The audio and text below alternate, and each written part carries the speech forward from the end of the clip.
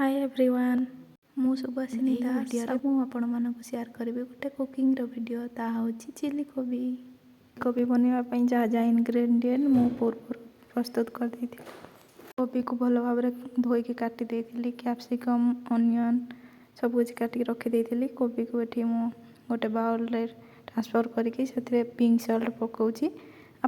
Optional थिला pink salt, हम चाहिले नॉर्मल सॉल्ट पके परिवे। तापर मु Kashmir red chilli powder add कली, अधिक टिके ऐड कर देथिली एते कि मु कलर अवॉइड करथिली। 1 टेबलस्पून जिंजर गार्लिक पेस्ट पकेली, भलो भाव मिक्स कला परे cornflour 1 tablespoon and maida 1 tablespoon use कली। आपन के हिसाब रे आपन यूज करि परिवे। आ गोटे कथा ध्यान देबे, जते ड्राई रखिबे सेते क्रिस्पी हबो।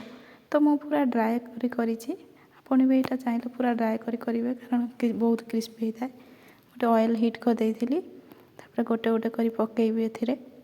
मु आराम से गोटे गोटे करी पकाउछि एथिरे।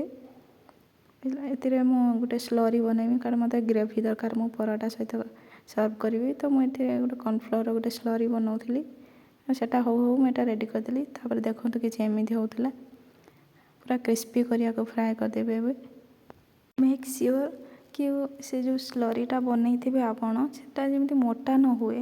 मु पूरा पतला ही बनैथिली।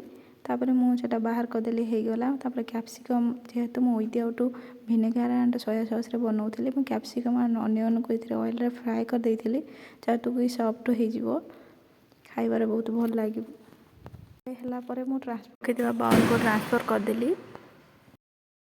तापर मु पुणी से सेम कढ़ाई रे किछि ऑयल नै गली, तो कटा हेथिबा जिंजर एंड गार्लिक चॉप करी रखिथिली, तो ग्रीन चिली एथरे ऐड कर देली।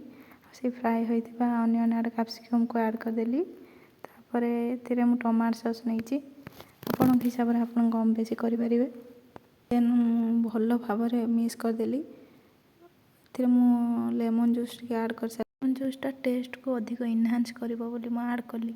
आप ऑप्शनल थिला, आपन कले करिवो न करे नाही। फ्राई होइथिबा कोबी को सेथरे ऐड कर देली। देखंतु एमिति हेतिला। Try once guys, you will definitely love it.